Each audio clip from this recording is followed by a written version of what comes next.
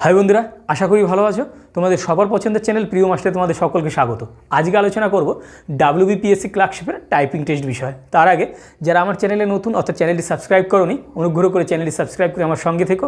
আর আমার দেওয়া তথ্য দ্বারা যদি তোমরা উপকৃত হও, নিশ্চয়ই ভিডিওটি বন্ধুদের সঙ্গে শেয়ার করে দিও।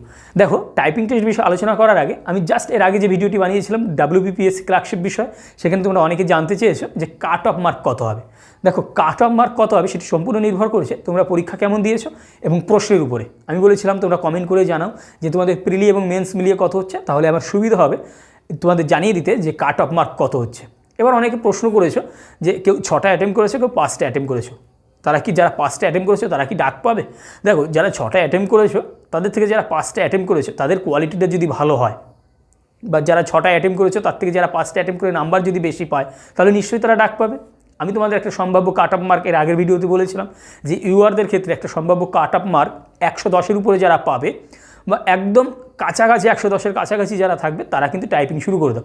তার কারণ এই পরীক্ষাটি ছিল সম্পূর্ণ ডেসক্রিপটিভ। কে কেমন লিখেছো বা যিনি খাতা দেখবেন তার উপরেও কিন্তু মার্কস অনেকটা ডিপেন্ড করবে। সুতরাং কি বলছি, যারা 110-এর উপরে বা তার কাছাকাছি রয়েছে তারা কিন্তু আজ থেকেই টাইপিং শুরু করে দাও। এবার আলোচনা করবো টাইপিং বিষয়। তোমরা এর আগের ভিডিওতে কমেন্ট করে অনেকে টাইপিং বিষয়ে অনেক কিছু জানতে চেয়েছো, সেগুলো এখন আলোচনা করা হবে।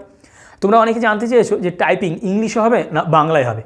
ফর্ম ফিল আপ করার সময় তোমরা যদি ইংলিশে সিলেক্ট করো তাহলে ইংলিশে তোমাদের টাইপিং হবে, আর যদি বেঙ্গলি সিলেক্ট করো তাহলে বাংলায় তোমাদের টাইপিং হবে। এবার অনেকে জানতে চেয়েছো যে তোমাদের স্পিড কত হওয়া উচিত বা স্পিড কত হবে। দেখো, আমি পরিষ্কার এখানে লিখে দিচ্ছি। দেখো, বেঙ্গলিদের বেলায় 10 ওয়াট প্রতি মিনিট এবং ইংলিশদের বেলায় 20 ওয়াট প্রতি মিনিট, এটি কিন্তু তোমাদের হতে হবে। সো এখন থেকেই যারা মনে করছো বা যাদের কনফিডেন্স লেভেল ভালো যে 110-এর কাছাকাছি বা 110-এর উপরে নাম্বার পাবে, তারা কিন্তু এখন থেকেই 30 মিনিট বা 40 মিনিট করে টাইপিং শুরু করে দিতে পারো। আমি তোমাদের ওয়ান অফ দ্য বেস্ট একটা টাইপিং সফটওয়্যারের কথা বলে দিচ্ছি, টাইপিং মাস্টার। আমার মতে one of the best typing software. So সেখানে গিয়েই তোমরা কিন্তু এখন থেকে টাইপিং শুরু করে দিতে পারো। এবার অনেকের প্রশ্ন রয়েছে যে প্যাসেজ বা যেটি থাকবে সেটি কি হার্ড কপি দিয়ে দেওয়া হবে না কম্পিউটার স্ক্রিনে দেওয়া থাকবে। দেখো, পিএসসি কিন্তু কোনো রকম এগুলো ডিক্লেয়ার করেনি। সো আমার মনে হয় বা আমি তোমাদের যেটি সাজেস্ট করব, তোমরা যদি হার্ড কপি দেখে দেখে টাইপিং করো সেটি কিন্তু তোমাদের পক্ষে ভালো হবে। কারণ দেখে দেখে টাইপ করলে তোমাদের যে সময়টা লাগবে, যদি পরীক্ষায় তোমাদের বাই চান্স স্ক্রিন দেখে টাইপিং করতে হয় তাহলে কিন্তু তোমাদের সুবিধা হবে। এবং আমি আরেকটা কথা বলে রাখতে পারি, তোমরা কিন্তু দুটোই প্র্যাকটিস করে রাখতে পারো, যারা ভালো তাদের পক্ষে সুবিধা হবে। এবার যে কথাটি বলবো, বা অনেকের প্রশ্ন রয়েছে যে প্যাসেজ মোটামুটি কতগুলি ওয়ার্ডে থাকে।